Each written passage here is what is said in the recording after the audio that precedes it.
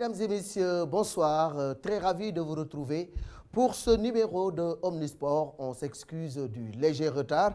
On devait démarrer à 22h.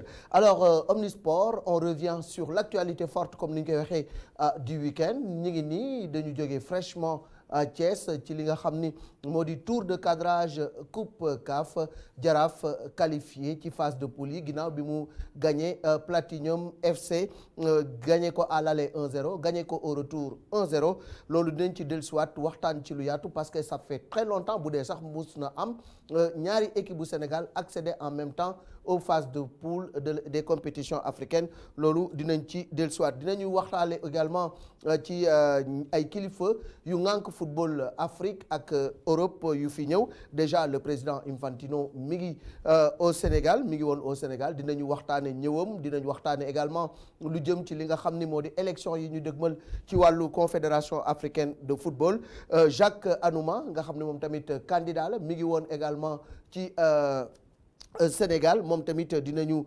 ñëw ci ñëwam ak relation yi nga xam ne am na ko ak maître Augustin Senghor Ligue 1 Ligue 2 football nañu loolu tamit dinañ ci dellu si ci wàllu basketball dinañu waxtaanee tournoi bi nga xam ni moom moo amoon ca Yaoundé te jeex 5 gaynde Sénégal yi def ci bilan bu nga xam ne ñaari ndam ak benn nërmeelu la ñu ci am loolu yëpp dinañ ko waxtaanee ak portrait Louise Oumy Diop bu Sibac loolu mooy menu bi nga xam ni moom la ñu am tey Sékou mu nekk un menu foot basket. waaw comme son noo leen di Omnisport il faut ñu waxtaanee sport yi Sénégal am yëpp di nuyu téléspectateur Omnisport comme ni nga koy waxee tey mu nekkoon journée bu am solo ak qualification Jaraaf ci phase groupe coupe CAF bi waaye itam Sénégal mi nga xam te ne décroché na son ticket pour Rwanda 2021 bi nga xam te ne mois d'août lay démarrer incha allah.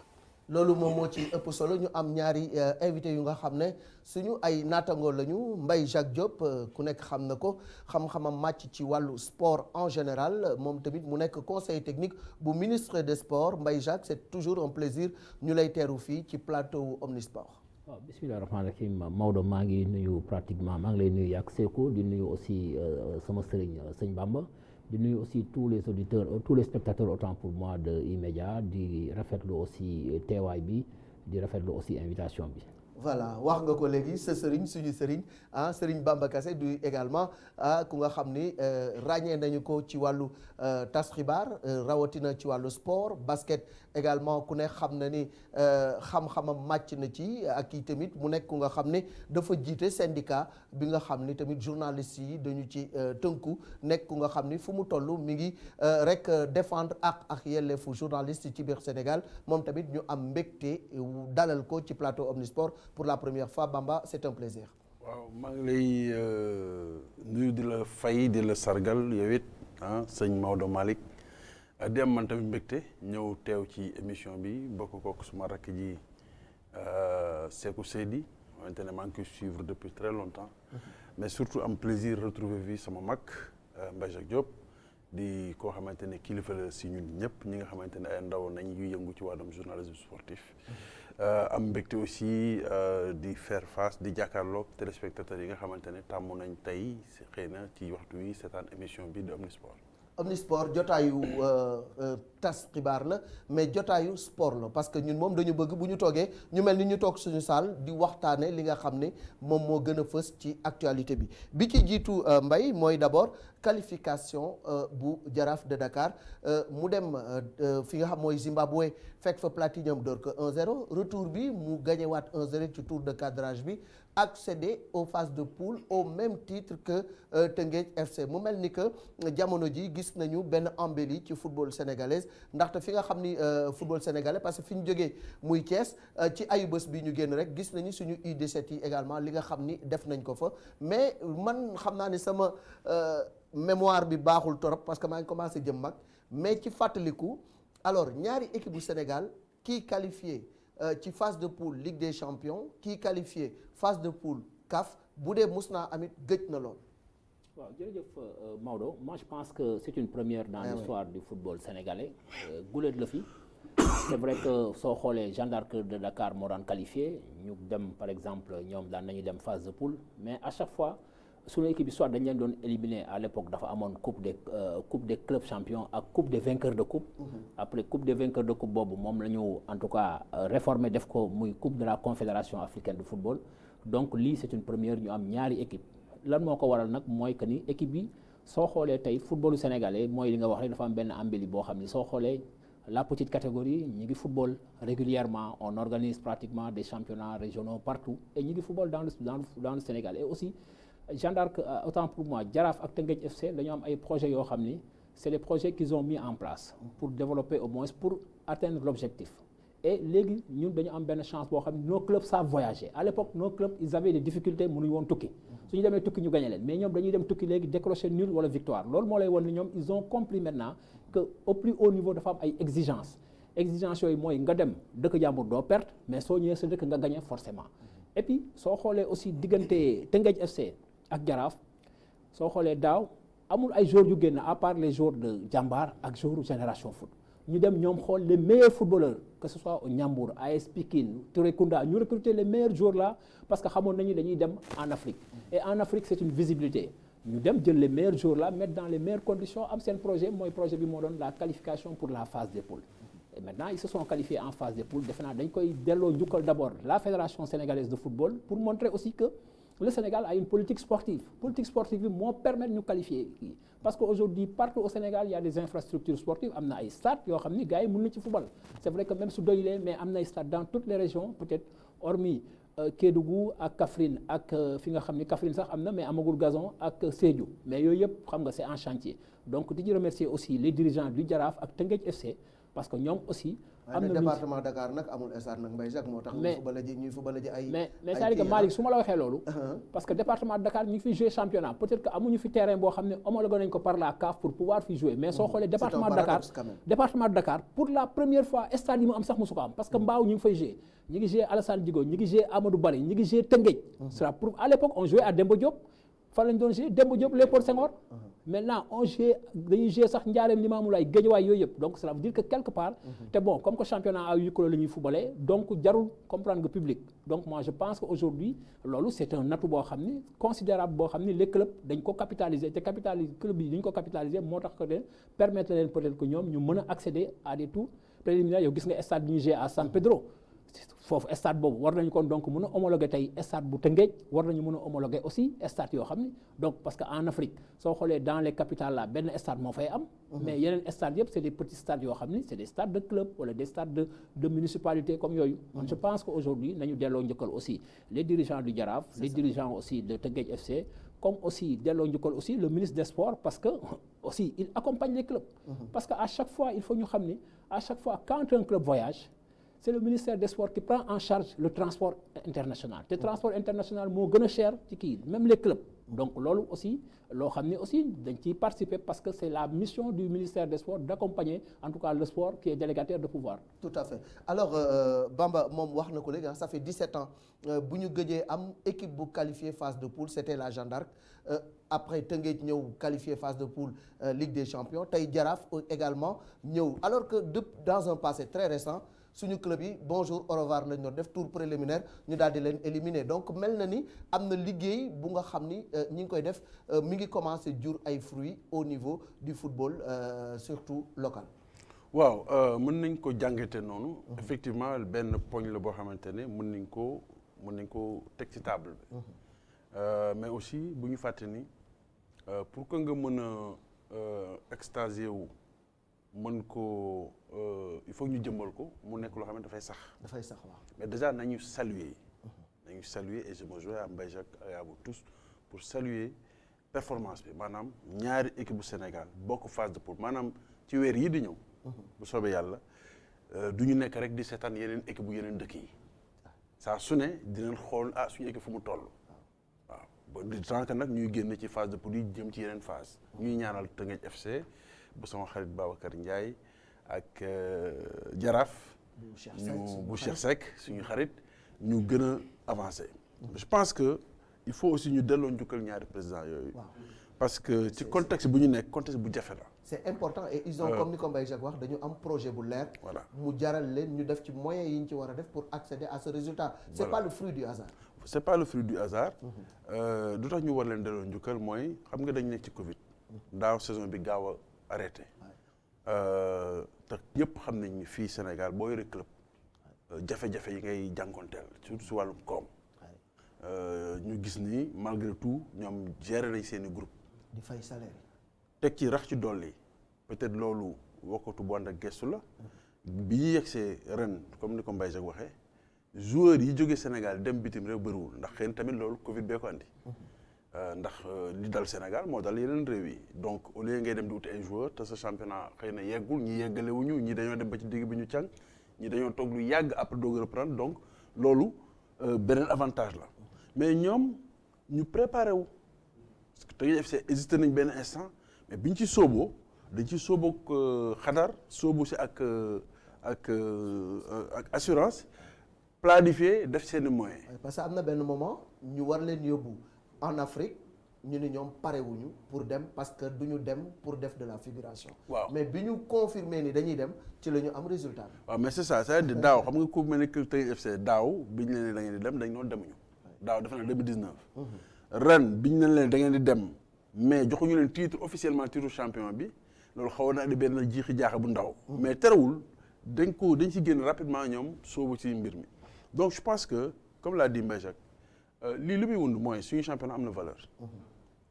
suñu problème mooy lu ñuy def pour téye suñu ay meilleurs joueurs.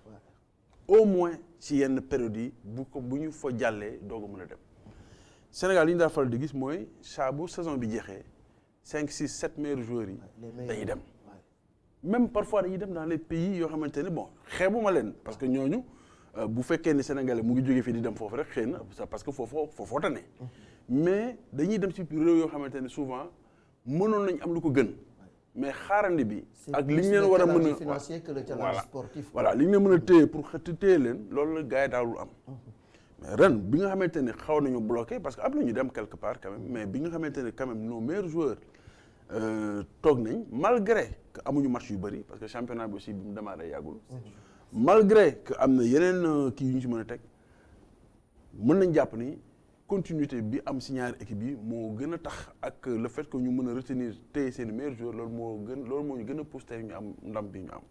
donc dañ koy rafetlu di leen ñaanal bon Teungueth FC moom démarré na déjà dem na perte benn match fële à Espérance de Tunis. dans les conditions que nous savons. 2-1 ak beaucoup d'intox et de xam nga rek naar yi moom. léeg-léeg ak ñun ak ñoom du neex. mais surtout. ñu ngi préparé ñu ngi ci phase de poule bi donc léegi dañ leen di accompagner ñuy ñaan tamit embelli bu ndaw bi sponsors yi ak yenn entités yi. absolument nga xamante ne daaw dépense ñu seen budget communication presque ndax Covid moo tax rek. nañu comp as tuut ñëw jox ko suñu équipe yi dina leen dimbali. ñu xëy na ñu gën a mën a performer. tout à fait voilà.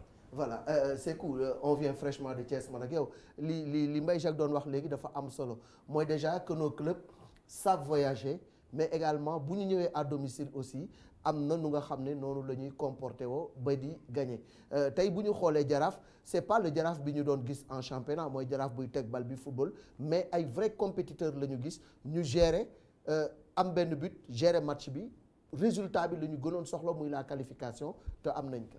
non mooy ñoom ñaar lu ñu doon wax ils sont allés chercher les meilleurs dans les clubs parce que boo xoolee Jaraaf recrues yi ñu def tey nga gis match bi Sega Sissoko mi nga xam te ne Guédiawaye la nekkoon ñu dem jëli Pape Abdou mi nga xam te ne Ndiambour dem jëli foofu Maktar Ndiaye mi nga gisoon tey ñu dem jëli Sambou Teungueth FC donc ils sont allés chercher les meilleurs ci club yi nga xam te ne ñoo nekk championnat Sénégal Teungueth FC dem na jëli ay ndaw ay Fall Sakho ak yeneen joueurs yoo xam ne tey ñoo fi nekk parce que ce sont deux clubs yoo xam te ne mun nañ la woowee club traditionnel yoo xam te ne mu adopté na woon na ñëw nañu adapté wu ci modernisme bi parce que aujourd'hui le football du dara lu dul adapté wu. Le football de 1980 certes la technique et tout mais il faut nga dem jàng management bu 2000 wala bu 2002 wala bu 2018 bu lay permettre nga mun a bokk ci lancer boobu noonu après beneen force bi nga xam te ne suñu club yi am nañ ko mooy comme ni ko ñoom ñaari waxee mooy ni joueurs yi voyagé wuñu génnuñu parce que ces joueurs yi nga xam te ne ñoom la Jaraaf jëli woon ñi ci bëri dañoo waroon voyager il faut pas oublier ça parce que xam naa ci ay joueurs yi bëri yoo xam te ne amoon nañu contrat donc Covid bi moo leen fi bloqué ñu toogaat beneen mbir mi mooy pour nga dem Afrique dugg ci il faut nga ciy dem souvent soit yooyu yaay dem wala mu am ay club yuy dem ngay jàng ci ñoom je pense que chance boobu aussi la ñu am mooy chaque année dañuy jouer championnat dafay jeex ñoo xam ne kii mooy champion chaque année day am club bu dem maintenant club boobu dem ñun dañ ciy jàngat parce que club yëpp dañoo sotal Jaraaf ak Teungueth FC da nga koy sentir ci ñëpp dañuy waxtaan naa lii ak lii ngeen war a def ñoom ci seen voyage je pense que c'est important lii dafay voilà solidarité bi am seen biir parce que ku nekk day partager expérience bi nga xamante ne am na ko ci voyage bi donc le plus important aujourd'hui mooy ne am na ñaari club yi nga xamante ne dugg nañ phase de poule pas par chance mais par mérite parce que tey c'est des clubs qui se sont préparés def ci ay xaalis bu bëri Bamba mu ngi koy wax léegi nga jël benn Babacar Ndiaye c'est le bon entre guillemets c'est le seul parce que xam nañu au Sénégal comment ça marche avec les clubs c'est le président qui est là derrière certes ñeneen ñi dañuy contribuer mais président bi mun nañu wax ne à plus de 50% moom mooy joxe xaalisam ci participation ci club bi parce que des présidents parfois da ngay wax ñoom ñu naa la joxe naa tel million kii naa la joxe naa tant millions pour mun a voyager pour def ay tests c'est un peu compliqué c'est pourquoi appel bi Mbaye bi Bamba def am na solo il faut que entreprise yi nga xam te ñoo nekk ci réew mi ko ñuy participer il faut ñuy accompagner parce que je pense que am nañu responsabilité sociétale d'entreprise et tout ça ça doit être orienté dans ce secteur-là parce que c'est des milliers de Sénégalais qui sont en train de gagner leur vie dans ce football-là le football c'est pas un jeu c'est un emploi je pense que c'est le meilleur moyen de lutter contre le chômage dans ce pays-là et ça il faut que ñëpp mun cee participer il faut que ñëpp accompagner maintenant le Jaraaf a fait le travail demain dinañu xam seen adversaire foofu lañ leen doon xaar parce que il faut savoir que maintenant jeex na ay FC Platinum ngay am noo kii tan na wala tanewul léegi koo am rek ci ngay rey sa bopp def sa li nga mën après le reste mën nañu wax ne pour le moment l'objectif est atteint mais mënoo doyal ci loolu noonu quoi waroo suul parce que le Jaraaf quand même c'est un grand club c'est pas un club qui est né en 2000 c'est pas un club qui est né en 1990 voilà quoi c'est un grand club voilà c'est un grand club am aussi ay dirigeants yu mag parce que le mérite de ces dirigeants là moo di ni ils ont su gérer le groupe ci moment bu nga xam ne c'était pas évident mooy li Bamba wax léegi période Covid la nga téye techniciens yi téye joueurs yi fexe ba benn problème amul ci biir club yi maa ngi fàttaliku tour bi nga xam ne moom la Teungueth FC waroon def pour qualifier ñuy waxtaan ak président Babacar mu ne dama war a dem benn mission pour am consultance bu ma fa def mais xaalis boobu may fay jëlee ci laay régler problème mu match boobu noonu donc ça veut dire que c'est des dirigeants yi nga xam ne même en dehors de l'amour qu'ils ont pour le football dañuy sacrifier sax seen xaalisu bopp dugal ko ci club bi le FC l'ASC Jaraaf qu'est-ce qu'ils ont fait dañu dem Zimbabwe jóge fa ñëw bi ñu ñëwee kenn ñibbiwul sa kër le président Cheikh Cheikh les a mis dans de très bonnes conditions ñu yóbbu leen hôtel Lat Dior en face du stade Lat Dior ñu continuer dans la concentration et dans la continuité de la compétition regroupement fermé ba match bi jot ñu dem football tey résultat bi moom moo nekk nii parce que maa ngi si doon waxtaan ak Amadou Diop Boy Bandi mu ni ma ñun dirigeants yi desee la tuñ ñu dara ils nous ont mis dans les conditions optimales de concentration et de performance et aujourd'hui loolu la jur donc ñoom ñu mujj gagné FC Platinum 1-0 dañuy daal di déglu rek réaction yi ak déjà Moussa Diatta nga xam ne moom moo yóbbu équipe bi moom ak Siré également ñu leen di féliciter parce que ku ne xam na ni Jaraaf Malick Daf moom moo leen yoroon mais Malick Daf dafa dem ba benn moment il fallait aussi mu choisir comme ni ñu wax entre le Jaraaf et l'équipe nationale alors Jaraaf aussi ñu waxtaan ak moom à l'amiable moom mu continuer ak les U17 ñoom ñu continuer ak attelage bi nga xam ne moo fi nekkoon pour continuer le travail donc Moussa bravo ñu déglu ko mu tirer les enseignements de ce match. qualification bi xam ngeen match dafa mel ni match coupe rek donc dafay lu bees ci ay équipe Sénégal donc émotion bi day yóbbaale xale yi ba nga xamante ni pour ñu mën ci am benn concentration pour rendre benn copie bu set wecc day métti parce que émotion bi leen di yóbbaale mais li ci gën a am importance rek li ñu jàngat mooy rek respecté nañu consignes yi ñu leen joxoon lan mooy consignes yi mooy suñu commencé match bi ñu yëg ci kaw équipe bële poussé leen ñu def ay fautes ñu teel a dugal bi biñ ko defee teel nañ ci am lu ñuy bëgg biñ ko defee bi ñu dugalee nag ñu laaj ne leen ñu jéem a garder ballon bi jouer di défendre ak ballon bi loolu la ñu def ñu gérer match bi yàlla may ñu victoire bi. waaw d'abord sant yàlla loolu lañ doon ñaan yàlla quoi qualifié dugg match de poule quoi boo xoolee depuis commencement hivernal lañ ci jublu quoi boo xoolee préparé nañ ko woon parce que Jaraaf boo xoolee objectif bi yëpp match de poule championnat loolu lañ décidé woon quoi yàlla def na ñu tiiraat après ñu am équipe Canopila si lañ qualifié premier tour ñu amaat championnat deuxième tour si lañ qualifié troisième tour bi ñu ne dinañ def le tout pour dugal équipe bi match de poule quoi parce que boo xoolee ñun xam nga c'est la première fois quoi ñu dugg match de poule ñu ciy sant yàlla bu baax. voilà El Hadj Madické Kane but bi mu dugal tey dama yuuxu ba moo xaw a jàpp sax sama voix bi parce que tey haute compétition ku nekk xam na balle arrêtée parfois moom mooy décanter situation yi parce que benn moment ils ont laissé l'initiative du jeu à l'adversaire mais ñu am benn coup franc à l'entrée des 18 mètres mais xale bi da ko làq fa yàq yegul d'une frappe chirurgicale mu battre le gardien et c'est l'unique but du match tey di Jaraaf qualifié na phase de poule mais ñu continuer toujours ci réaction yi ak ku nga xam ne moom jooy da ko yomb trop muy Sega Sakho alors on va écouter l'ancien du Jaraaf Sega Sakho moom tamit mu def réaction après la qualification des gosses qui ont été vraiment extraordinaires. Vraiment, je suis ému, je ne veux pas parler parce que vraiment, on a bien travaillé ces temps-ci. On a vraiment bien travaillé. Bon, je remercie tous les Jarafman, surtout les dirigeants de la section de football et notre vénéré, chaleureux et respectable président. Vraiment, il a tout fait pour mettre les gosses. Cheikh Seck, il a tout fait pour mettre l'équipe dans de très bonnes conditions. Ah, il est en voyage. Vraiment, nous sommes très contents. Kontaan nañu trop jàpp nañ xale yi defal leen bu baax a baax saf nañ leen def nañ leen ñu waroon def ci ñoom yëpp vraiment président Cheikh Seck Youssou Diall Ndofène Fall ñoom Boy Amadou Diop Bandi Mbaye Mbengue ñooñu ñëpp Khalifa Ndiaye vraiment ils ont fait du bon boulot. On a fait du bon boulot depuis le commencement de la saison. léegi dugg nañ ci poule alhamdulilah rabbil alamin léegi nag dañuy defarwaat parce que aller-retour la. voilà Sega toujours égal à lui-même très émotif gis nañu mbégte bi nga xam ne am na ko parce que conditions yi ñu mettre xale yi ak liggéey bi nga xam ne moom la ñu liggéey tey moom moo jur loolu donc ñuy féliciter waa Jaraaf léegi nag mu des beneen mbir muy les phases de poule gis nañu Teungueth FC ni nga xam ni noonu la démarré c'est vrai qualification bi dina am lu mu la apporter sur le plan koom-koom mais aussi ci wàllu expérience am na lu bëri lu mu mën a jural suñu équipe yi nga xam ne tey phase de poule yi dinañu daje ak adversaires yu coriaces te loolu dafay tax suñu niveau de jeu gën a yéeg. Exactement, je suis tout à fait d'accord avec toi Malick parce que soo xoolee bu ñu demee phase de poule foofu il joue au plus haut niveau. Ouais. Donc dañuy gën a progresser parce que dañuy am beneen palier bu ñuy toll.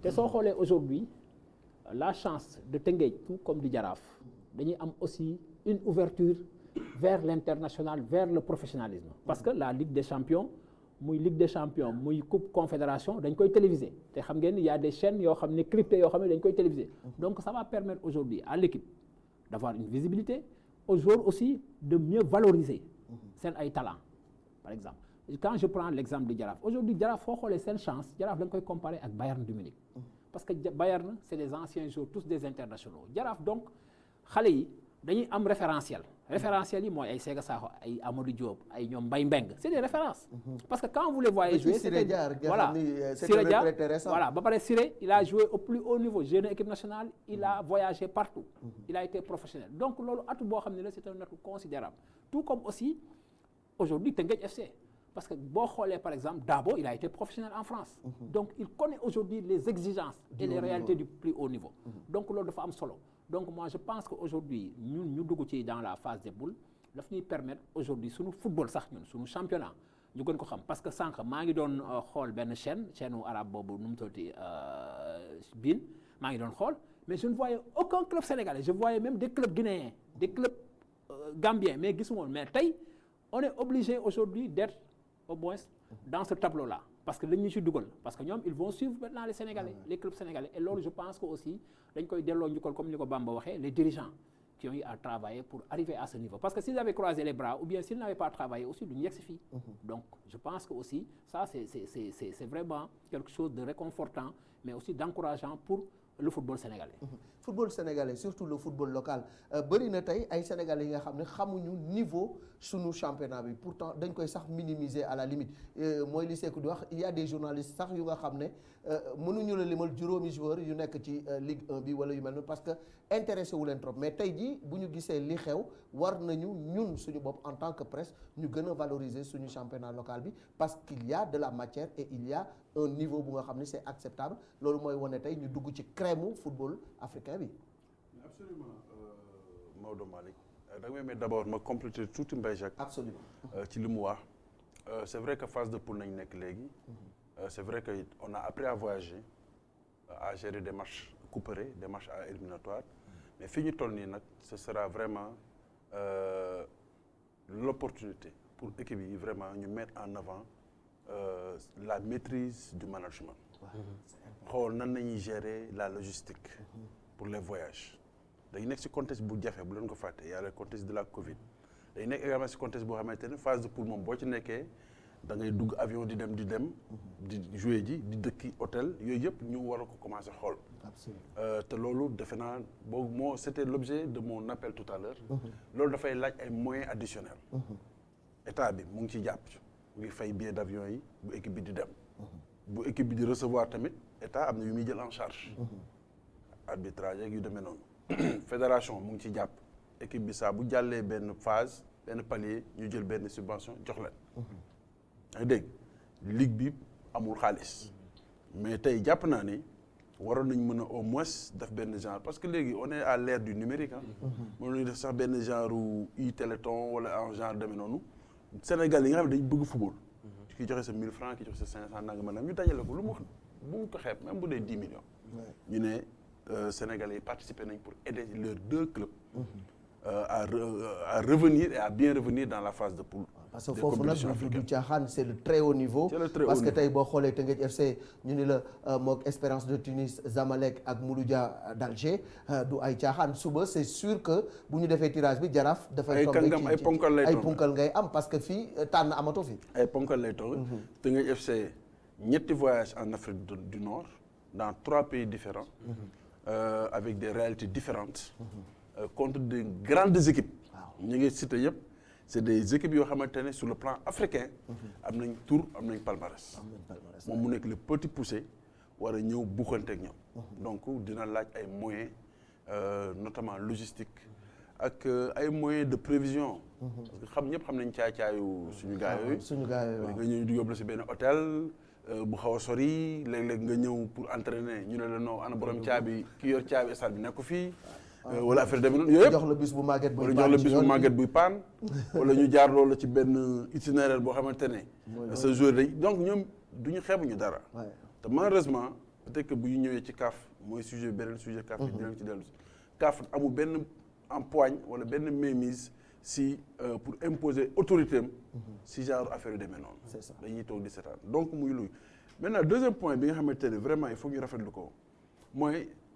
te moom mooy rejoindre sa question mooy léegi yow bu fekkee ni dañu dem stade parce que ñëpp xam nañu Sénégal suñu problème on a des problèmes structurels état bi def na ay effort depuis 20 ans wala depuis 15 ans ñu ngi am ay ak relation chinois yi ñu ngi defar ay stade ak yu demee noonu mais doyul dañu wante dëgg rek doyul département de Dakar amul stade département Pikine ak yeneen département yi am nañ ay stade yu fonctionnel mais Dakar Demba Diop tëj na Iba Mar gisuma ñu fay football Assane Diouf toj nañ ko ba léegi kenn xam lu ñu fay def y a pas de stade amitié tëj nañ dañ ko war a réflexion dañ ko war a toj defaraat ko defe naa wala réflexion non Demba Diop la ñuy toj defaraat ko defe na amitié aussi dañ koy defaraat defe naa chinois ñëw nañ fi sax et cetera donc mais malgré si biir contexte boobu yëpp li gën a rafetlu mooy autant à l'extérieur on va commencer à jeter un coup d'œil si suñu football on va s'y intéresser ni ko Mbaye Jacques waxee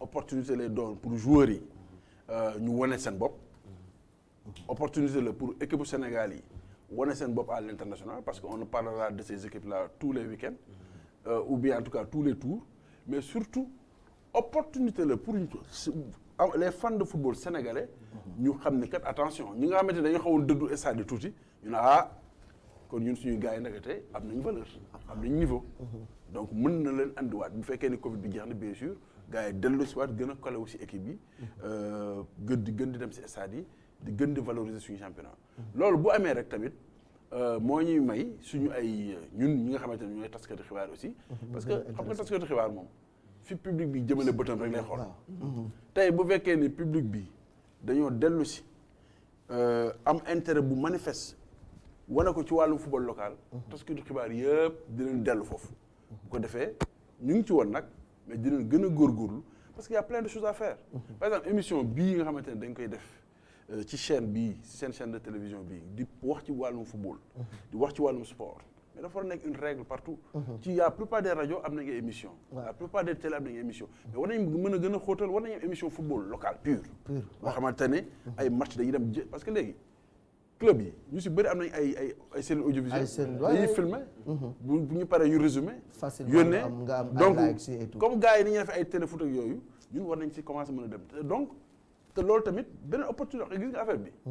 Malick bu ñu ko nëbbu ñu nga football bu développé. phase bi mu toll nag dafay jafe. mais football bu développé médias yi dañuy développé. c'est important.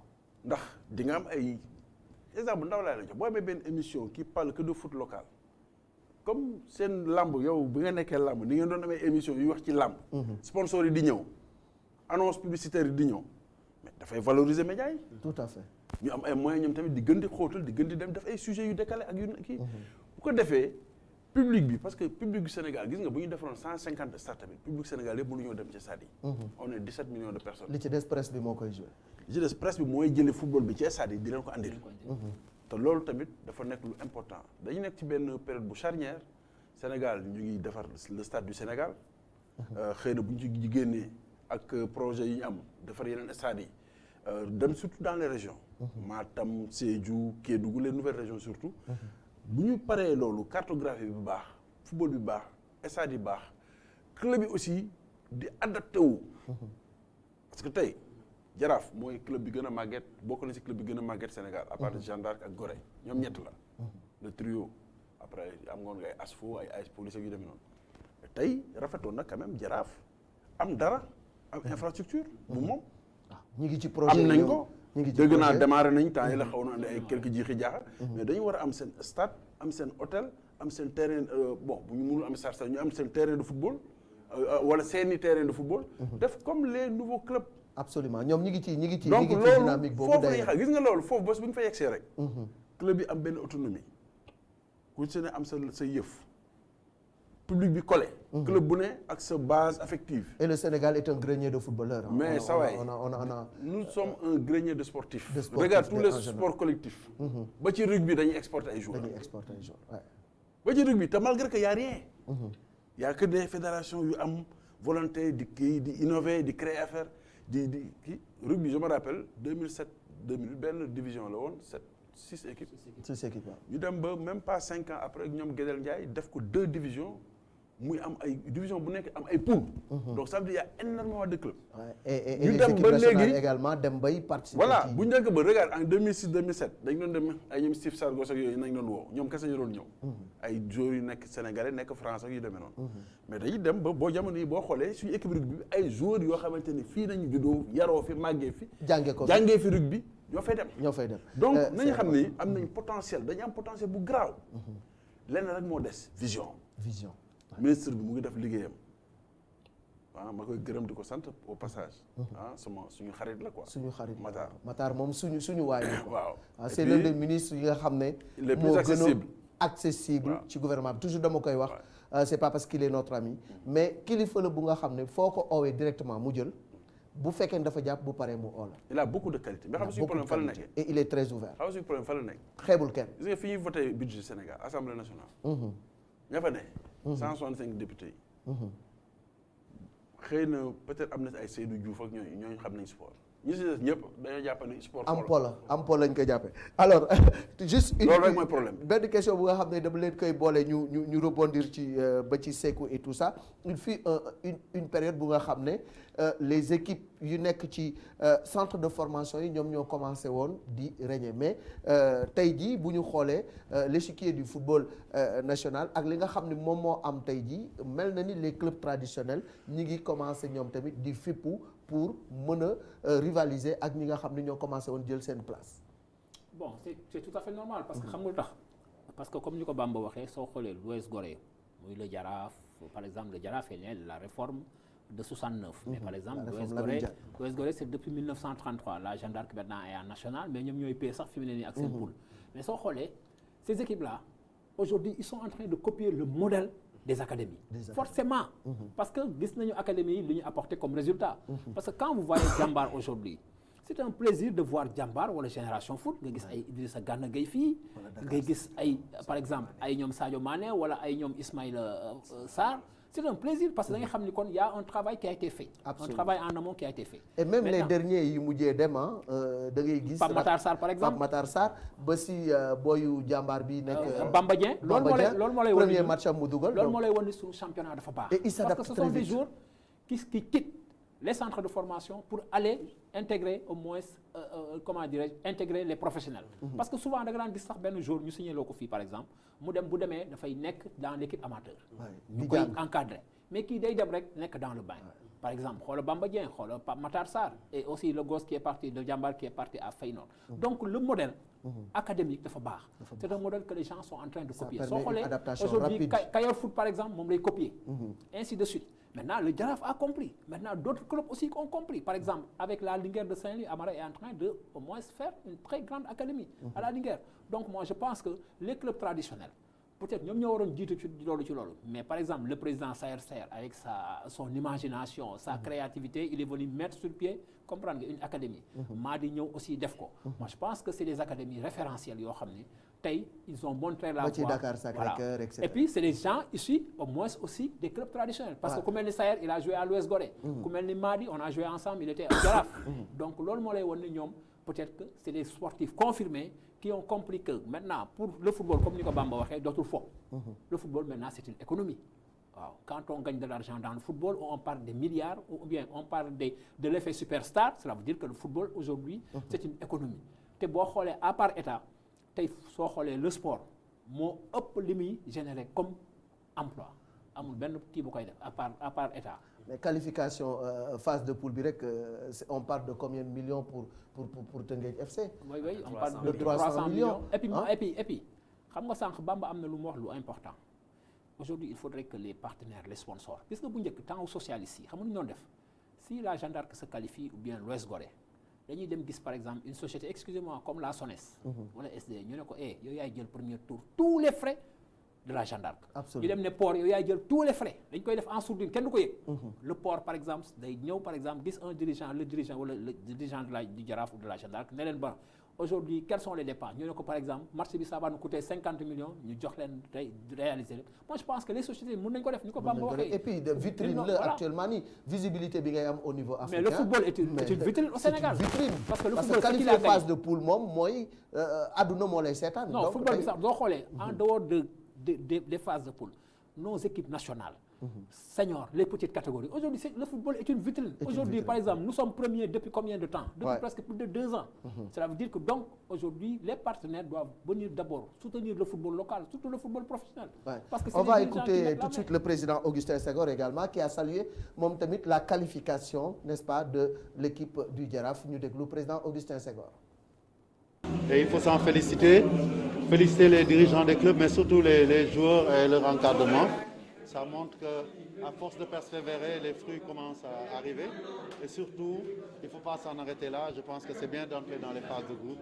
Mais il faut y aller en essayant de pousser plus loin le bouchon pour faire de bons résultats et pourquoi pas viser le carré d'as dans ces 2 compétitions. C'est possible. Nos équipes ont montré qu'elles savent jouer à domicile, mais surtout voyager ces derniers temps. Il faut qu'on continue dans cette voie. Et c'est de bon augure pour le football local particulièrement. On le sait, pendant très longtemps, on était frustrés de ne pas pouvoir nous qualifier dans ces compétitions interclubs.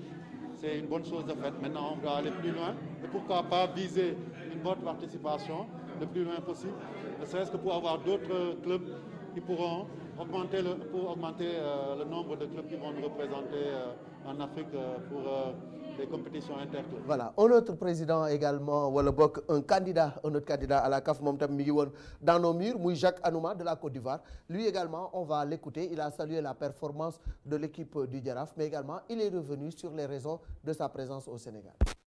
Sur le match déjà, je voudrais féliciter l'équipe de Jaraaf. On a vu un match assez plaisant.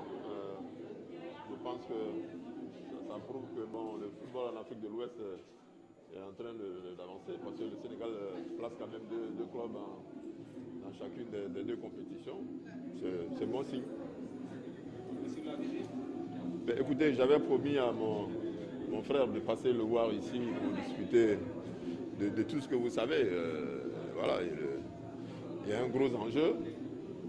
Je crois que ce que moi je retiens, c'est que nous avons ici une occasion historique de faire en sorte que la présidence de la CAF revienne en Afrique de l'Ouest.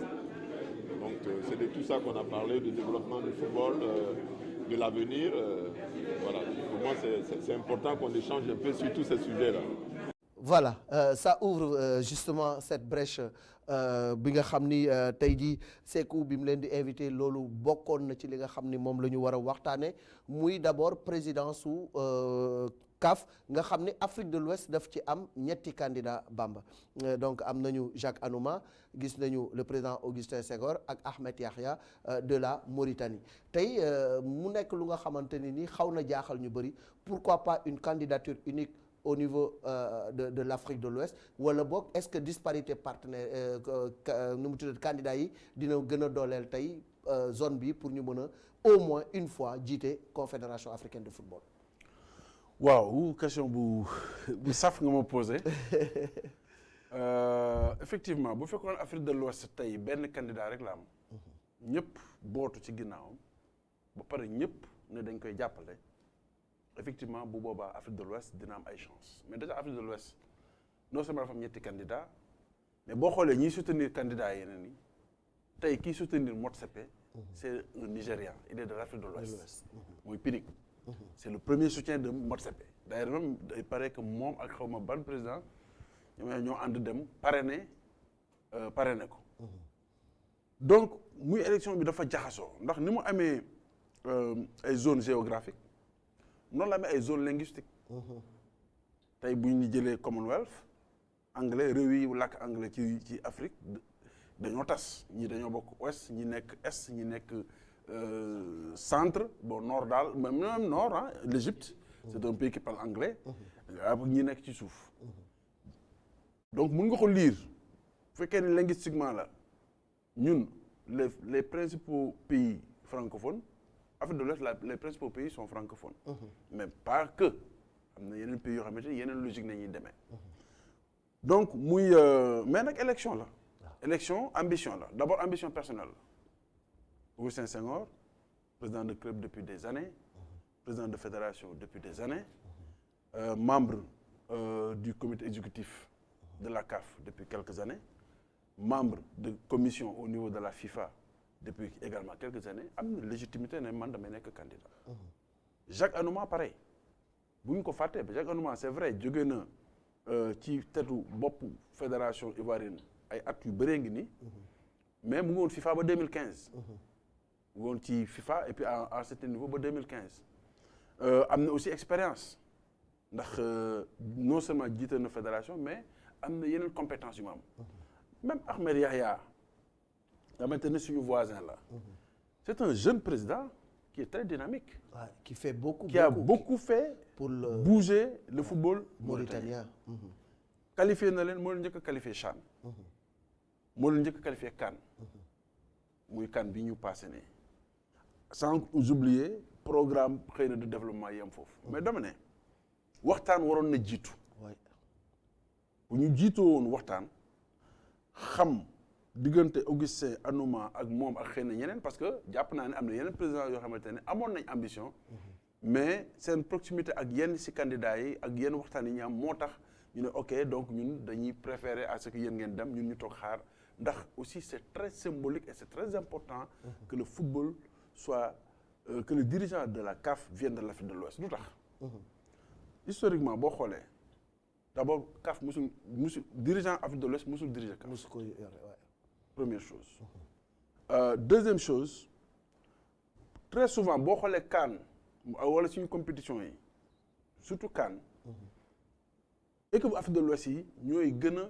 bëri et très souvent ñooy même deuxième tour ñoo fay gën a bëri troisième chose boo xoolee en termes de population boo jëlee Afrique de l'Ouest bi yëpp Nigéria ak Sénégal ñoom ñëpp boo leen dajalee sur 1 milliard de personnes bi ñu naan ñoo nekk Afrique daanaka un tiers bi wala lu ko weesu tuuti un tiers bi fii la nekk boo xoolee également dernier point effort de développement yi ñu war a def pour yéegal standard football bi Afrique de l'Ouest dafa nekk un chantier à ciel ouvert ndax boo xoolee Afrique du Nord ñoom le football est plus ou moins organisé ils ont des moyens am nañ championnat la preuve suñu joueurs yi dañuy jógee Afrique de l'Ouest dem di jouer foofu boo xoolee Afrique du Sud pareil am nañ benn structuration am nañ benn économie la preuve coupe du monde bi mu am Afrique c'était dans cette zone là boo xoolee les pays d'Afrique de l'Est ñoom xëy na football nekkul woon seen dada premier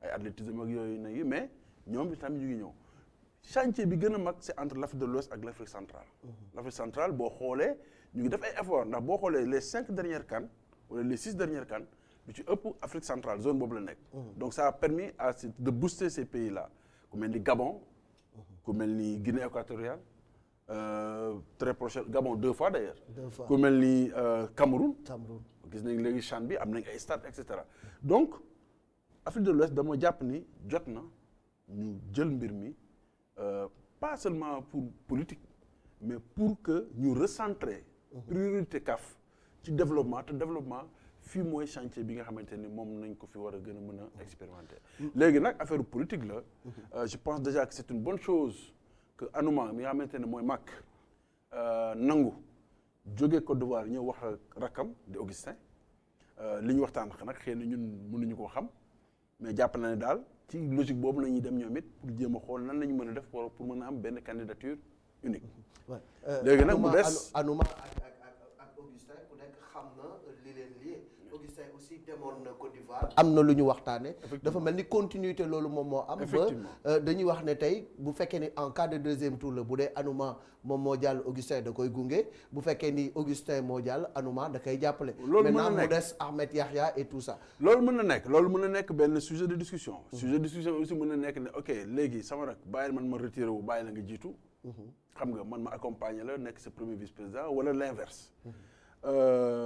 te dégg naa tamit Ahmed Yahya invité na Jacques Anouma invité na ko ci finalu CAN bi am Mauritanie CAN U20 bi am actuellement Mauritanie nee na ko ci final bi invité naa la dafa am rek leen lu xaw a jaxasoo mooy mënuñu nekk ci dynamique boobu di ut benn candidature unique ba pare naan dañuy def lu ñuy wax débat entre les candidats parce que fii du États-Unis nekkuñu ci élection présidentielle débat entre les candidats je pense que amul candidats yi li débattre entre ñoom mooy seeni programme ku nekk candidat bu ne am nga programme yow kay nekkal il faut que ñu nekk dans une logique de fédérer c'est-à-dire tey boo jëloon ñetti programme yi ñetti candidats yi def nga dajale ko di nga xam ne candidat bu ne ci sa programme am na loo mën a yokkal sa morom ci cadre boobu ak ci logique boobu nañu war a nekk mais encore une fois li gën ci Afrique de l'Ouest te defe naa soxla nañ ko siège CAF nekku fi secrétaire général CAF nekku fi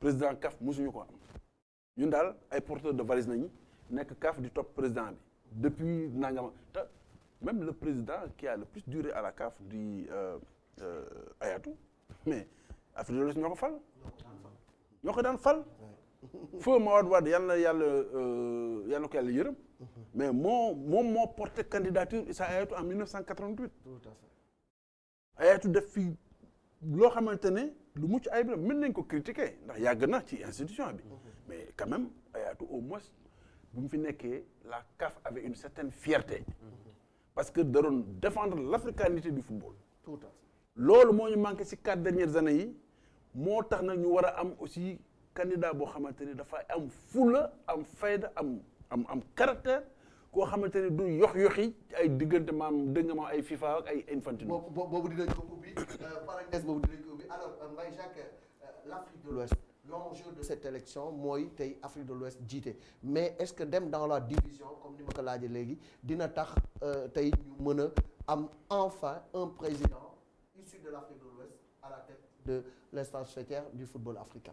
Bon man je pense que loolu c'est pas une première du fi tey la fi njëkk quoi parce que soo xoolee amoon na Afrique de l'Ouest bu njëkk ak au niveau de la Confédération amoon na aussi au niveau de l'ACNOA donc de tout le temps l'Afrique de l'Ouest a eu de grands dirigeants loolu dafay woon ne Afrique de l'Ouest dañu am ay dirigeants yoo xam ne yu mode dirigeants lañu maintenant moi je suis contre ñuy wax 3 candidats de l'Afrique de l'Ouest parce que les gens au moins qui vont vers une élection africaine c'est tous des Africains donc parce que Augustin il a le soutien de plusieurs de ses pairs africains. La preuve, il a tenu, comment dirais-je, une conférence de presse à Praia, une autre au Cameroun. Cela veut dire que quelque part, lui, il a compris que l'enjeu de ces élections-là, c'était d'aller même partout en Afrique. Et il l'a compris. Maintenant, c'est vrai que la visite du président Anouma, c'est du gentleman agreement, parce que c'est des relations séculaires qui ont existé entre le Sénégal et la Côte d'Ivoire depuis très longtemps. Et quand vous voyez à l'époque le Conseil supérieur du sport en Afrique, que vous voyez la Conféges, que vous voyez l'ACNOA, l'ACNOA, de tout le temps, le Sénégal, avec le Togo à l'époque, et la Côte d'Ivoire, ni rien d'en def. Même que ce soit au niveau du point de vue culturel, du point de vue sportif, parce que Togo, Sénégal et Côte d'Ivoire ont créé les NEA, créé. Donc aussi, au niveau, que ce soit au niveau du Conseil supérieur du sport en Afrique, de la Confédération, parce que les dirigeants africains, les politiques par exemple, par exemple, Bamba, il est sénégalais, moi je suis ivoirien. Bamba de le Conseil supérieur du sport, il dit Bamba, je te laisse le conseil, mais tu me laisses la Confédération ou bien la Confémène. C'est comme ça, parce qu'on avait de très grands dirigeants. Et je pense qu'il faut saluer aussi les visites des ministres Matarba et Abdoulaye Sow, qui sont partis comprendre avec les présidents Sayer qui ont rencontré au moins leurs homologues des autres pays. C'est dafa am solo parce que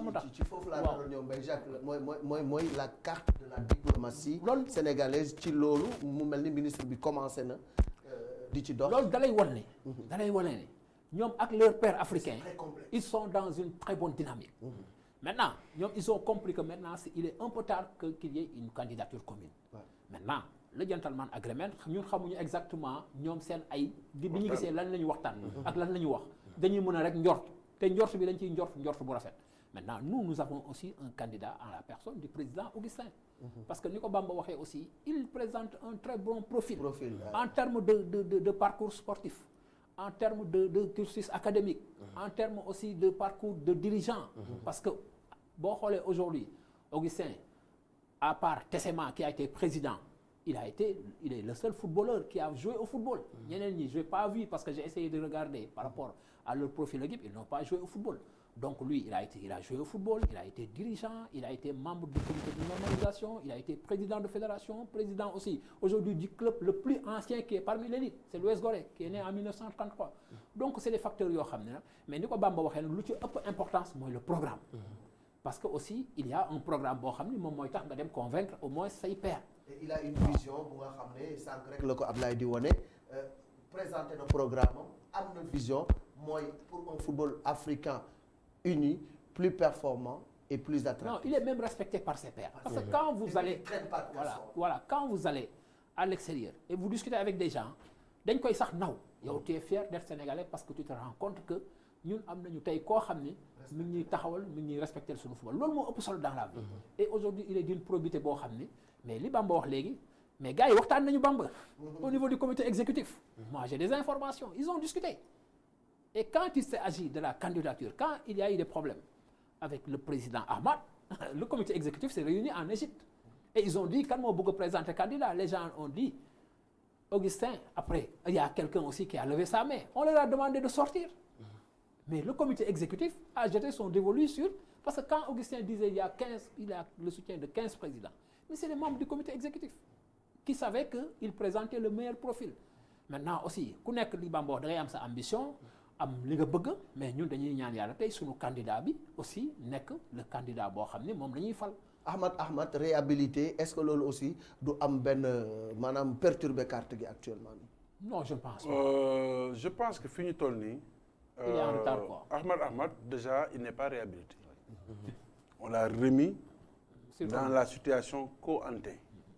Maanaam taas dafa ne ginnaaw dañ ko jiiñ ay luubal ba tax ñu ne ko dàq nañ la ci lépp lu jëm ci wàllum candidat pour nekk président pour nekkaat président CAF te jiiñ boobu wóoru te buñ la xañee nga nekkaat candidat loolu kenn du ko mën a rectifier bu fekkee ni am nga gain de cause ñu ne ko kon léegi nañ la delloo nañ la comment dirais-je droit yi nga amoon yëpp avant ça. Il devient éligible. Attention, on va aller vers un conflit ci côté boobu bu fekkee ni parce que après Ahmed bu mu ñëwee am na problème bu am ci biir CAF ndax comité de gouvernance dafa tënku ci waxu taas boobu pour remettre Ahmad dans la course.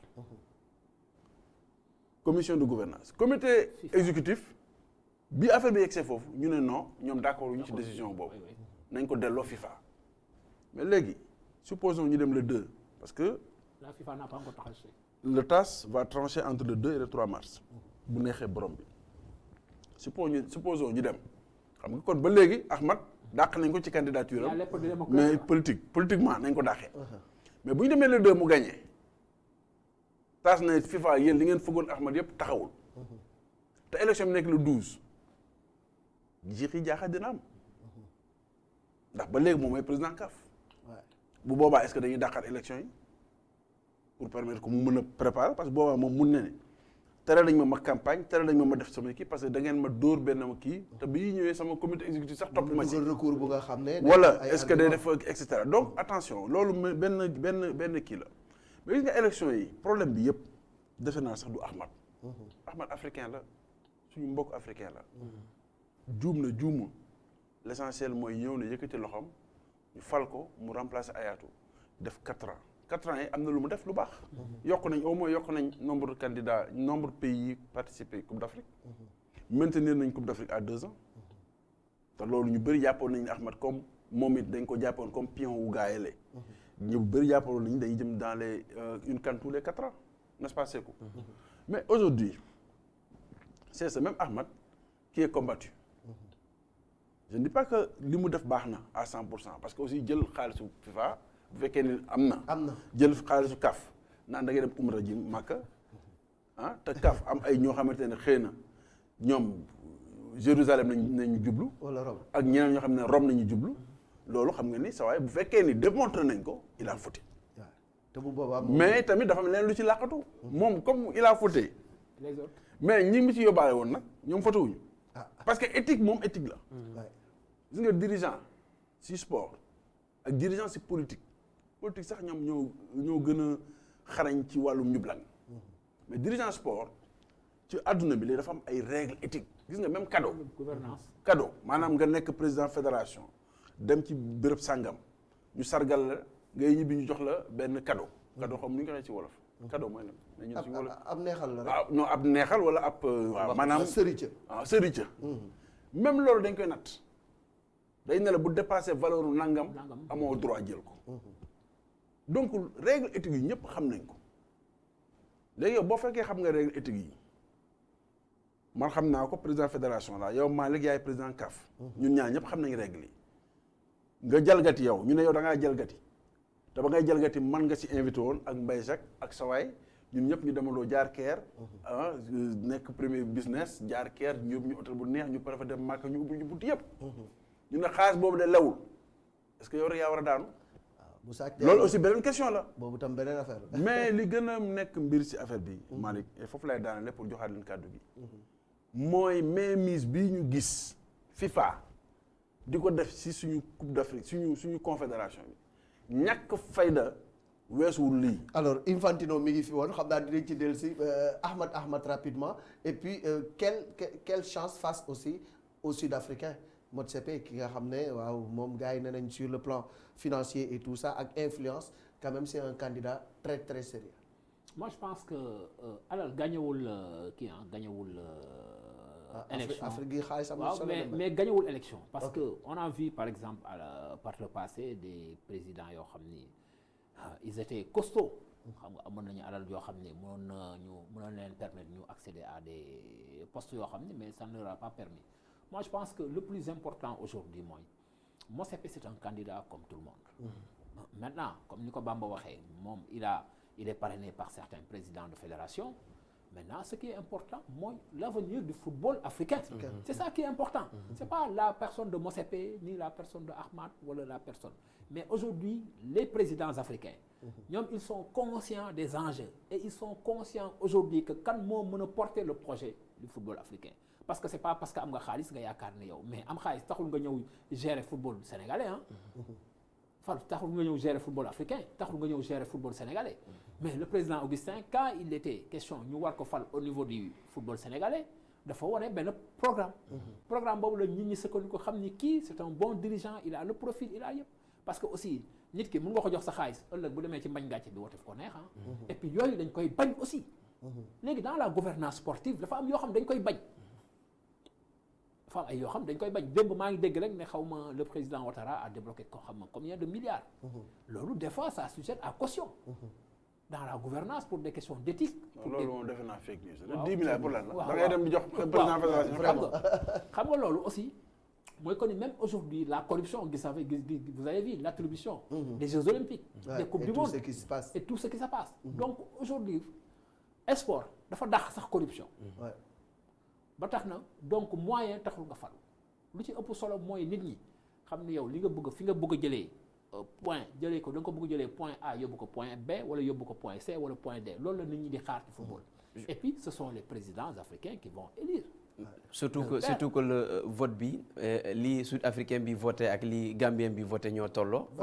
benn point la mais je pense que le plus important mooy lu ñoom ñaari wax l'Afrique a besoin d'un dirigeant boo xam te ne bu indépendant entre guillemets boo xam te ne il décide pour l'Afrique une décision prise par des Africains et décidée pour l'avenir du football africain parce que pour ça je pense qu'il y a des profils pour on va pas dire que Augustin moo koy wala kenn parce que bu doon xaalis da doon gagné Anouma c'est pas il est riche voilà parce que ay temps fii affronté na fii Issa Hayatou il faut pas oublier ça donc c'est quelqu'un koo xam te ne il a toujours eu des ambitions pour le football africain et c'est quelqu'un de puissant financièrement après l'argent certes comme ni nga ko waxee a toujours eu un impact qu'il soit positif ou négatif pour des élections en Afrique, mais ça, c'est pas une élection politique. On est en train de politiser cette élection alors qu'elle n'est pas politique.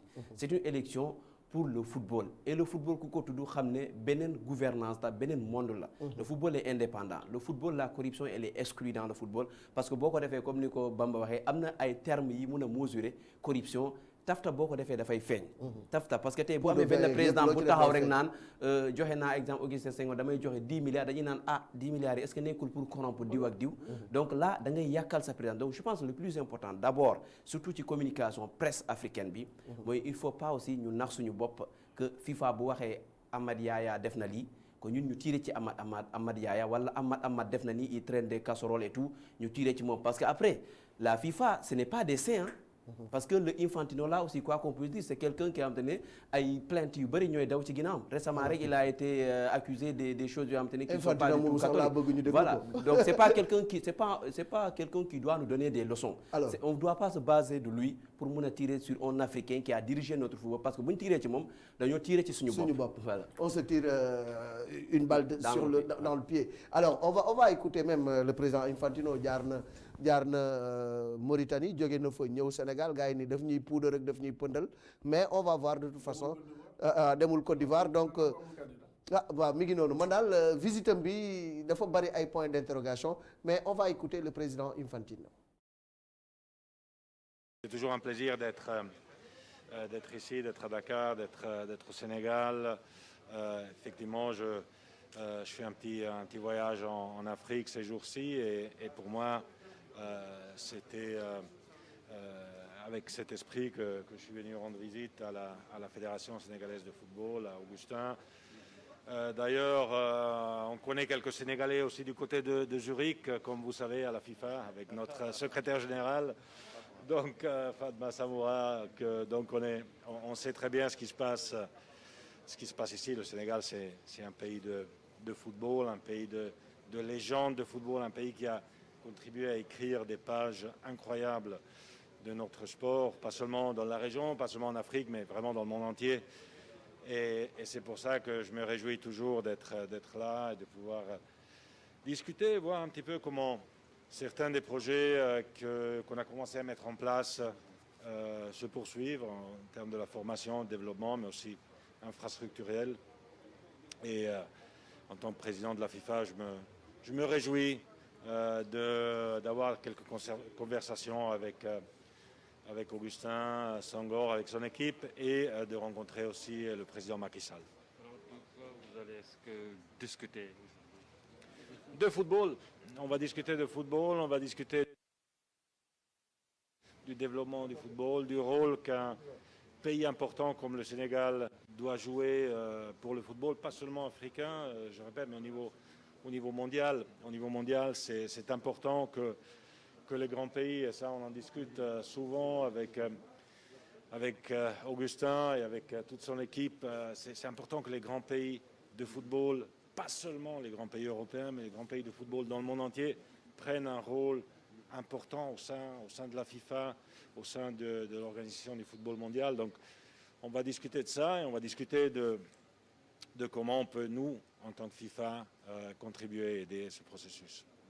Voilà, donc on va parler de football, bien entendu, quand le président de la FIFA vient voir le président de la Fédération sénégalaise de football et candidat à la présidence de la CAF, on ne peut parler que de football. Mais de toute façon, très rapidement, entre Bamba ak Mbaye Jacques, alors FIFA, emprise bu muy am ci football africain bi bëri na ay africains yi nga xamante ni puriste lañu daf leen di déranger complètement. On dirait que amuñu maanaam indépendance wala moomuñu suñu bopp ba mën a téyel suñu bopp ci fulla ci fayda ba kenn duñu yam. man de daf may déranger man. waaw man moom dama koy wax. yow di pourquoi. gis nga FIFA. Infantino moo ko jiitu. secrétaire général bi sénégalaise la. bi mu ko tabbee ñëpp ci kontaan pas parce que sénégalaise la.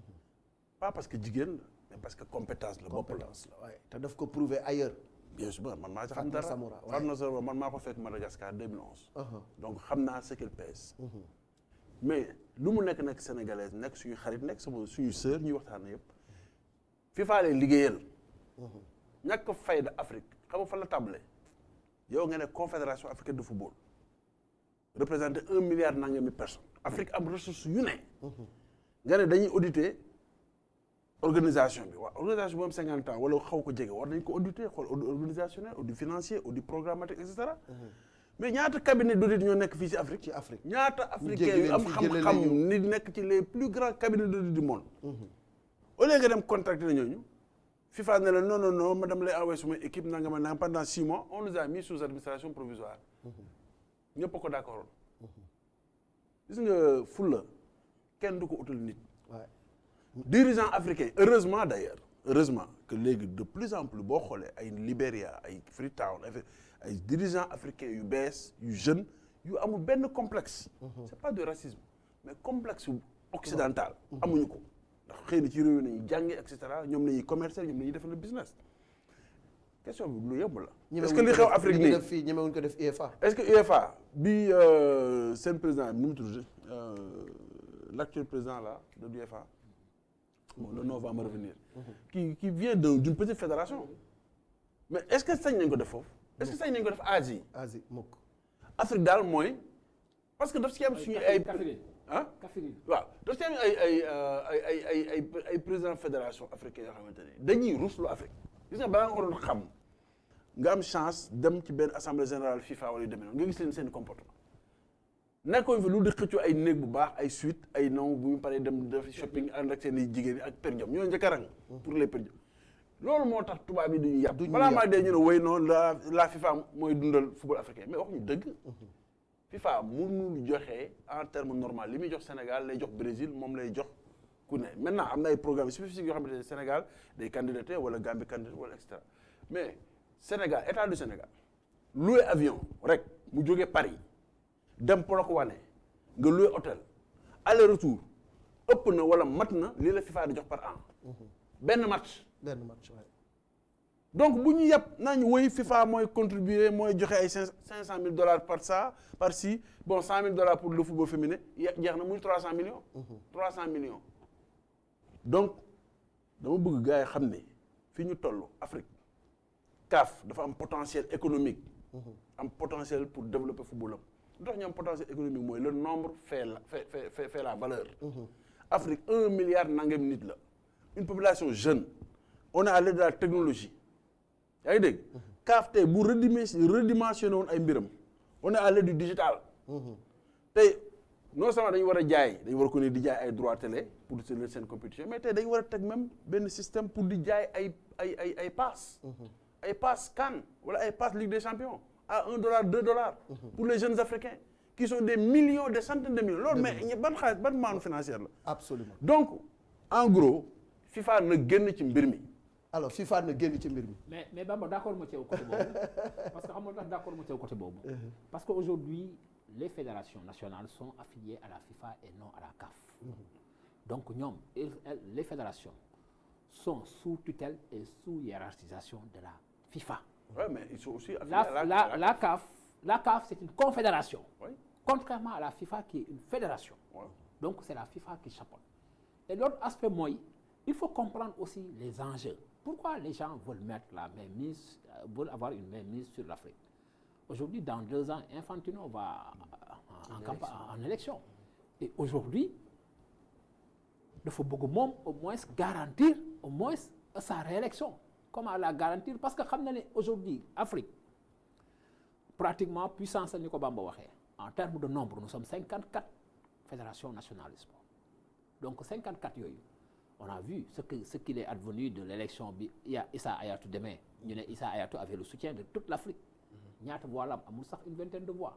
Donc cela veut dire que quelque part, ils veulent des garanties. Maintenant, on a aujourd'hui une nouvelle génération, en tout cas une nouvelle intelligentsia de dirigeants. Et c'est des dirigeants qui ont le complexe vis-à-vis de l'occidental, vis-à-vis, excusez-moi, entre guillemets, du tout. Non, attends, c'est-à-dire que tout ça aussi, ça aussi, donc aussi, mais ça Hayatou, mais attends, tout va bien, mais aujourd'hui, si on a un président à la personne, par exemple, c'est ce que je souhaite, c'est le mouvement d'Augustin Senghor, mais c'est quelqu'un qui a une forte personnalité. Man voyage partout, mais attends, c'est quelqu'un qui est respecté, c'est quelqu'un même au niveau de la FIFA qui est intègre. Donc nous, parce que tout va bien moyen de ça craindre. Parce que mais Augustin, il a été le seul président qui a défendu Anouma bi ma amee problème ak Hayatou, c'était le seul. Et on en a bavé parce que def nañ fi lu nekk problème d'arbitrage xeex ñoog lépp, mais ça n'a pas permis, il a campé sur ses positions. Tout à fait. Donc je pense qu'aujourd'hui ñun FIFA, on est affilié à la FIFA. Aujourd'hui la CAF ne peut pas nous suspendre, seule la FIFA peut nous suspendre. Il faut attention Mbaye, d'accord, non, CAF mënuñu suspendre. On est affilié à la CAF aussi. Non, c'est une double affiliation. Mais attends. La CAF pour bel et bien suspense. La CAF est un démembrement de la FIFA. Il faut le comprendre ainsi. Et nous dépendons... Mais nous avons le CAF directement à FIFA aussi. Non, nous FIFA est affilié. Il faut le comprendre ainsi. Avant la CAF. Non, FIFA existe, c'est normal. FIFA est une compétition africaine. Et aujourd'hui, ce que vous ne savez pas, aujourd'hui, la FIFA a une main mise sur l'Afrique. Même défendre l'eau. FIFA war ñu diriger pour la. Non, c'est-à-dire que diriger bi question ça dépend de la personnalité de l'individu qui est là. Aujourd'hui la FIFA contrôle la CAF te xamu leen ko parce que FIFA recruté nañu ñaari Tunisiens yoo xam ne ñaari Égyptiens yoo xam ne ils étaient à la CAF ñoom ñooy seen bopp mais attends mais la FIFA a placé pion partout.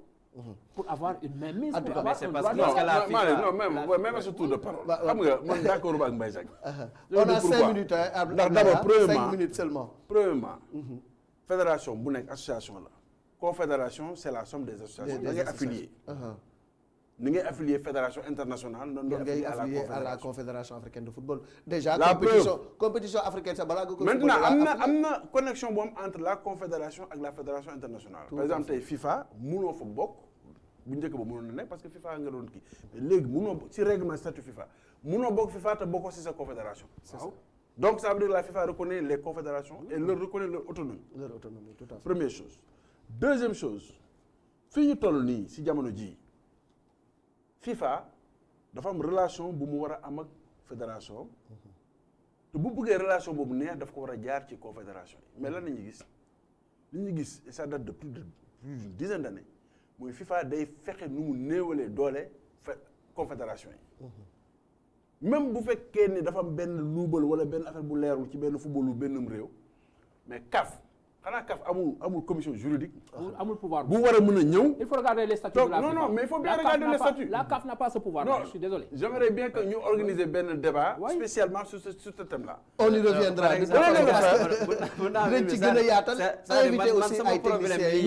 C'est FIFA, il faut parce que c'est la FIFA qui place ses hommes. Il y a un journal, Josema, il y a quelques mois, Fatina Dekebi, qui a fait une enquête pour prouver exactement que Ahmad a été placé, c'est un pion d'Infantino. et que on se souvient côté finance lu tax FIFA dañu jaay doole parce que ku la may bët xaw ma moo lay voilà moo lay wax fa ngay xoolee parce que aujourd'hui on se souvient ce contrat avec Lagardère comment ça s'est passé c'est un contrat boo xam ne dem na et ça appauvrit la CAF aujourd'hui dellu nañ ak UAR mooy diffusion bi le contrat de $1 milliard sur 10 ans loolu mooy 100 millions par an loolu day xaalis mais écoutez c'était quand même quelque chose qui aidait à la CAF un tant soit peu même si ça suffisait pas on est d'accord tey UAR est venu avec le Camerounais là mi ko gérer mais UAR n'a pas ces moyens là yi nga xamante ne Lagardère dañ ko doon dugal donc ce que la FIFA a fait c'est que la FIFA a participé quand même à la rupture de ce contrat là pour affaiblir la CAF et aujourd'hui Infantino que ce soit la FIFA ou Infantino tiens le gars là le malgache là voilà quoi xam nañu ay faiblesse am xam nañu yan mbir la yor na ça ay preuves yoo xam te ne tey bu ko tegoon ci table bi le gars il est foutu donc il est obligé d'être un béni-oui devant la FIFA. mais au regard de tout ce que tu as dit malgré que seen waay seen pantin la woon seen pion la woon léegi dañuy bàyyi FIFA di continuer di ñu tànnal moom la ñu warul def na moo tax cette élection c'est tout l'enjeu il faut relativiser parce que Infantino en Suisse il a plusieurs plaintes lui aussi. Non, moi, mais il s'en fout.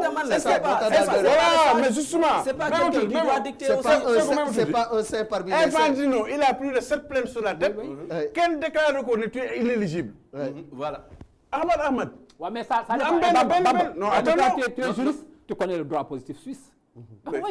Mais le droit positif suisse. Non, mais après, on parle de la gestion du football. Au-delà d'Ahmad, le vice-président de la CAF, il n'a qu'une enquête sur la tête. Il n'y a pas encore de décision. On l'a déclaré inéligible dama ne loolu c'est une dictature gis nga FIFA sa waay ni FIFA ni ñu lu mu ñu amalee njëriñ noonu lañu ko amalee njëriñ gis nga tey bu Afrique unie roon def sécession la FIFA ne sera plus considérée comme une fédération internationale. Voilà, merci. Ça nous permet de faire un tampon. Je vais même sauter les résultats de la Ligue 1. Hein. Nous dem directement basket pour 5 minutes Abdoulaye. On va parler de basketball.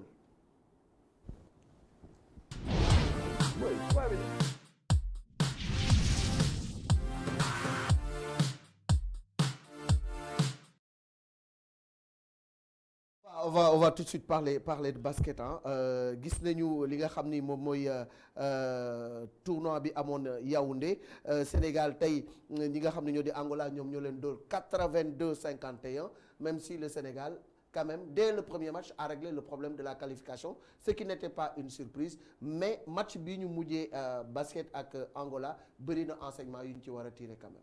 waaw bon premier enseignement bi ñu si mën a tirer mooy d'abord qualifié nañ.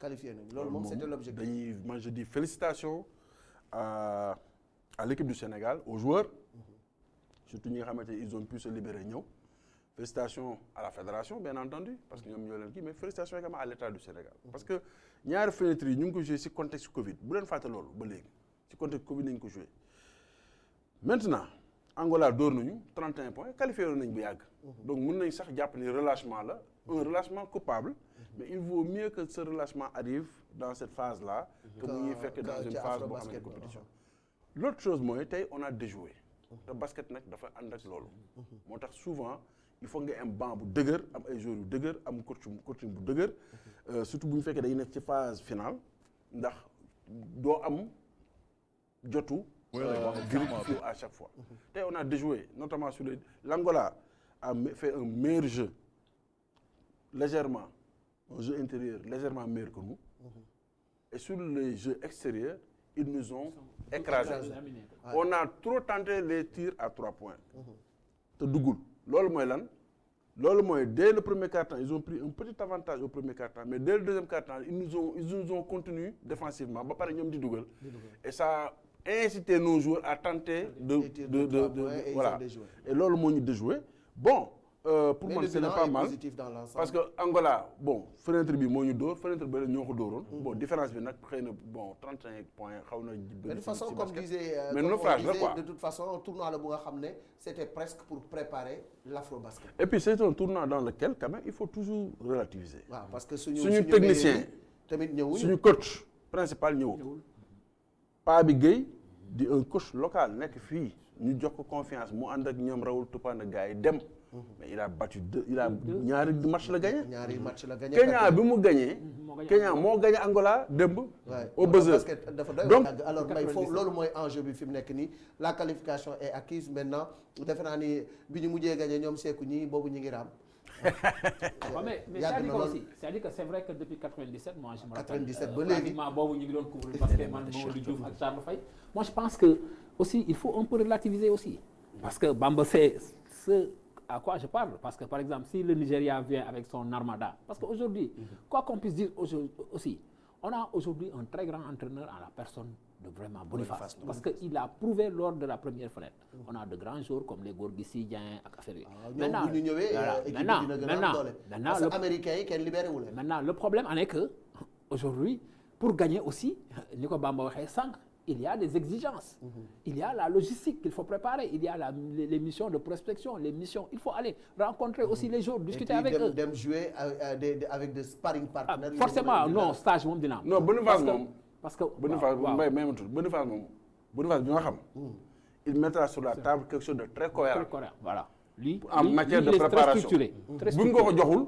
mu dellu fa mu nekkoon man Boniface bi nga xam du changer et l'État aussi maintenant non l'État va mettre de l'argent l'État a toujours accompagné parce que depuis que honnêtement en toute honnêteté depuis que le ministre Matar Ba era mosoo gis basket des fois mosul am ay 45 jours de regroupement ay préparation mosuloon am mais depuis qu'il est là les gens ils amènent la fiche technique le ministre valide sans arrière-pensée parce que il est là pour accompagner le sport donc yooyu aussi c'est des éléments yoo xam ne qu'il faut saluer parce que basket gis nañ fii ay dañuy regrouper savourons la qualification et préparons mais surtout Malick je voudrais placer un mot je prends le tour de parole de Seydou attention Mbaye Nigeria c'est vrai ñooñu potentiel parce que temps yi ñoom li leen manqué woon am nañ ko mooy organisation seen joueurs yi nga xam ne dañuy juddoo Amérique nekk presque américain yàgg basket 2-3 ans boobu nekk foofu nangu nañ ñëw am nañ logistique am nañ organisation ñu ngi planifié mais ñun tamit bu ñu xeeb suñu bopp tournoi bii nii deuxième phase bi li mu ñu permettre ñu ko gis mooy gis nañ ay joueurs on a découvert moi j'ai découvert un excellent joueur le Diallo qui a été super bien aujourd'hui il a déjoué mais imaginons ces boys là ñu mettre leen dans un climat de confiance dès maintenant dugal leen dans un moule et préparer l'Afrobasket dès maintenant. Afrobasket bi ce n'est pas c'est maintenant qu'il faut mettre tout en place jox fédération bi les moyens d'aller faire les prospections d'aller prendre les trucs machin ñu mën a préparer déjà un tournoi préparatif ici à Dakar Arena. Mais pourquoi pas alors on va voir le reportage de Cheikh Diop parce que c'est presque terminé oui. non dama doon expliquer peut-être contexte bi équipe bi voyage parce que il faut pas oublier que équipe bi jeudi rek la entraîné ensemble. Ouais, c'est ça. 9 ñoo entraîné woon Dakar fi donc ñi ci des fële lañu fekk. et puis il y a eu des tests et tout donc je pense que il y a eu un contexte qui explique peut-être troisième match bi xaw a métti ci ñoom mais quand même le plus important mooy l'équipe. C'était la qualif. Félicitations à toute l'équipe et puis on va faire le portrait d'une joueuse locale Louise Oumy Diop de l'ISEC avec Cheikh Diop avant ñu yëkkati jotaay bi. di amal ay jongante ci parquet yi jamono yi mooy li muy def saa su ne Louise Oumy Diouf mi ngi ko tàmbalee at a ngi léegi tànn na yoonam ngir rek ànd ak bal bu orange bi ba tax sax mu ko yóbbu fépp ci biir réew mi tey jii mu nekk ISEC sport dafa jongante lépp mu ngi ko tàmbalee ca Mbour. waaw man maa ngi commencé basket à Mbour centre bi ñu naan Pape Malick Ndiaye bu Tidiane Sow waaw auparavant nag amoon nañu ay 5 coachs on avait Jupiter qui est maintenant au Duc pas Alex Adams qui est maintenant à l'AS Douanes on avait aussi Massou Sow le petit frère du Tidiane aussi pas Léon.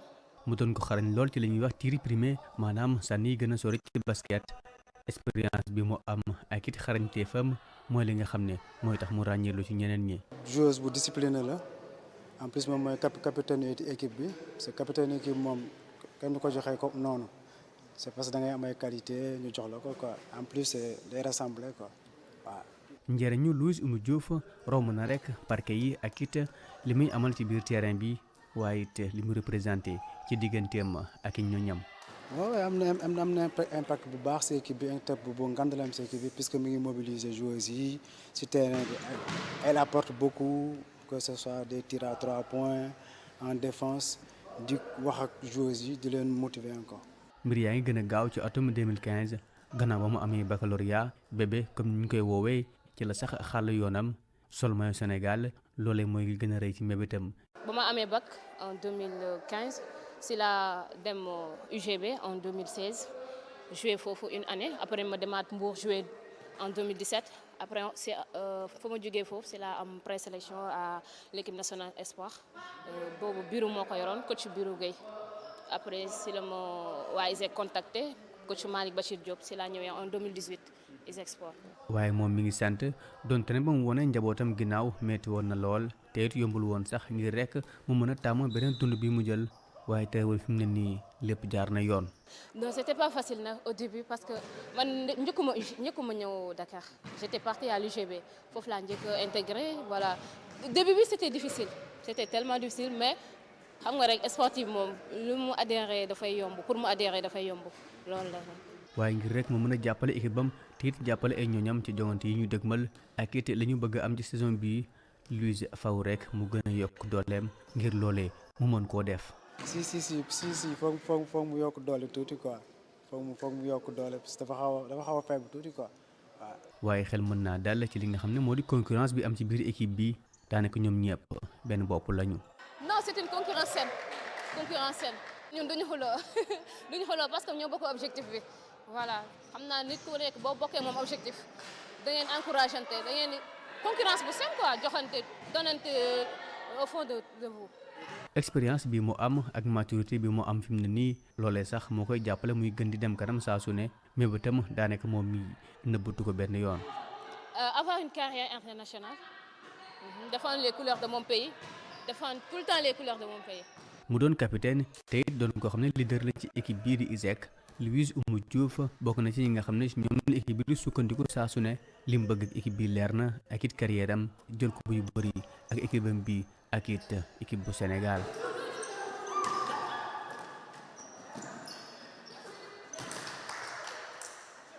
Voilà Louise Oumou Diouf ISEG capitaine très à droite. Et puis am na expérience et tout mais coach bi wax na ko foog mu gën a góore tuuti quoi foog mu yokk doole. waaw mu yokk doole je crois que loolu moo xaw a ñàkkloo ko chance ci équipe nationale parce que am na ñaari présélection bi passé nii rek ñëwoon na mais joueuse bu baax la parce que bon d'ailleurs elle est la capitaine depuis quelques saisons gis nga ISEG bi ñu ñëwee ñu ngi en tout cas ci dynamique boo xam ne dañuy jouer au moins ci 3 premiers ci seen poule bi donc c'est une équipe jeune contrairement ak équipe yi mu fi fekk ASC Ville de Dakar yeneen mais c'est une joueuse boo xamante ne par son expérience moom mooy tirer équipe bi mais par rapport ak scoring bi aussi gis ni match ISEG yi boo teree Louise Oumou Diouf mu am 10 à 15 points mooy ni rey nga ISEG donc c'est quelqu'un koo xamante ne je pense comme ni ko coach bi waxee bu liggéey un peu doole gi je pense que mun na ñëw te mun na amal njëriñ équipe nationale Sénégal parce que avec basket bi dafa toll woon tey la fa gën a toll mooy il faut nga am des tireurs noo gën a amee de bons tireurs mooy nga gën cee génn te ça dañ koy manqué tey de Angola war nañu ko. voilà ça a été un plaisir d'accueillir vraiment mes deux confrères suñu confrères yi di ay nit yu nga xam ne ràññee nañ leen ci wàllu sport Mbaye Jacques ça a été un plaisir yow nag moom sa disponibilité dañ koy saluer parce que fu ñu la wooyee nga ñëw waaw. Bon enfin c'est tout à fait normal parce que aussi comme je le dis ñun ay sportifs lañu. Et en même temps aussi nous sommes des agents de l'État donc on gagne avec l'argent du contribuable donc ñun fu ñu contribuable bi aussi soxla war nañu mën a ñëw wuyu ko pour au moins leeralal ko waxtaan ak moom saytoog moom partager ak moom moi je pense que loolu mooy suñu mission. ana suñu xarit monsieur le ministre des sports. non monsieur le ministre sànq rek wootante nañu maak moom ci timis gi mi ngi sant yàlla bu baax a baax. waaw mi ngi. voyagé woon na ñibbisi na. waaw voyagé na ñibbisi demaat ñëwaat te lépp xam nga. ci service su réew mi la nekk donc. dañ koy ñaanal yàlla rek yàlla may ko lépp lu muy sumb lépp lu mu nekk lépp lu mu taxaw yàlla may ko ci ndam. waaw ndamam mooy suñu ndam Bamba ça a été également un plaisir yaa ngi koy wax ni bu ñu la woowaatee bii di ñëw sax nga dellu si waat ñu waxtaane basket ci lu gën a yaatu. waaw ñu waxtaane basket wala ñu waxtaan ci yeneen pour dire la vérité Sékou yàgg na ma invité. mais dama doon am ay empêchement moo tax du mu ñëw mais doon naa suivre émission bi. donc bagages yi bari. tey vraiment tey am naa mbégte bëri quoi am naa mbégte bu bëri ñëw fii teew et puis c'est xam nga fii mix générationnel la. ñun ñëpp xam nga ku gën a ndaw topp ci et cetera ñu boole.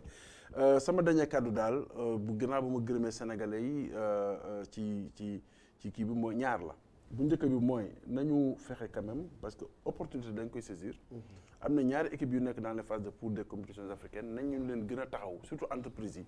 na ku ne cof tey bu fekkoon 50 entreprises ku ne jël 2 millions 100 millions la. 2 millions kese du dara ku nekk jël 2 millions muy 100 millions ñu xaaj ko ñaar jox ki 50 millions jox ki 50 millions dina leen mën a dimbali et dina tax bon vraiment ñu mën a gën a yokk góorgóorlu.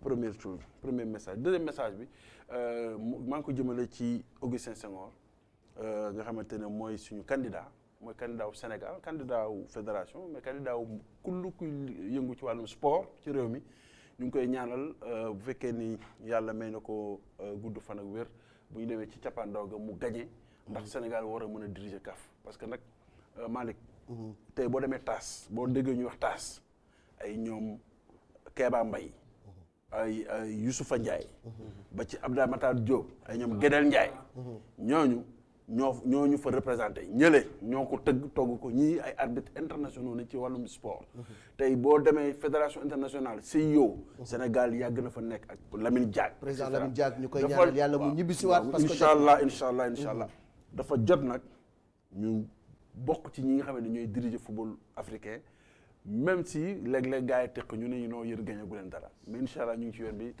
ñi ngi ci yoon bi ah quelqu'un m'a envoyé un message ni ma noo jox ñu résultat Ligue 1 bi donc Jambar moom moo gagné Gorée 2-0 ñaari tali moom Pikine da ko dóor ba mu tëddal boppam xam naa loolu du neex suñu technicien de son bi Diouf ñoo ko bàyyi 3-1 lañ ko dóor Douane moom moo dóor Azek Ndiambour 1-0 au classement Jambar moom moo jiitu ba léegi topp ci Génération Foot topp ci AS Douane ak Jaraaf un match en moins parce que tey dafa waroon bokkoon na ci kii bi mais dañu mujj ak match africain bi mu am match en retard AS Pikine moom moo nekk 5e au classement Stade de Mbour 6e 7e Teungueth FC war a jouer mardi mardi moom également moom mooy jouer ak Zamalek d'Égypte parce que Zamalek ñoom ñooy demandé ñu pousse match bi ñun duñ ko nangu dañuy football mardi incha allah alors Seneps moom mooy 7e 9e Dakar Sacré-Cœur et puis ci ndaare bi ñaari tali moo fa nekk Union Sportive bu Gorée ak Mbour Petite Côte donc loolu moom mooy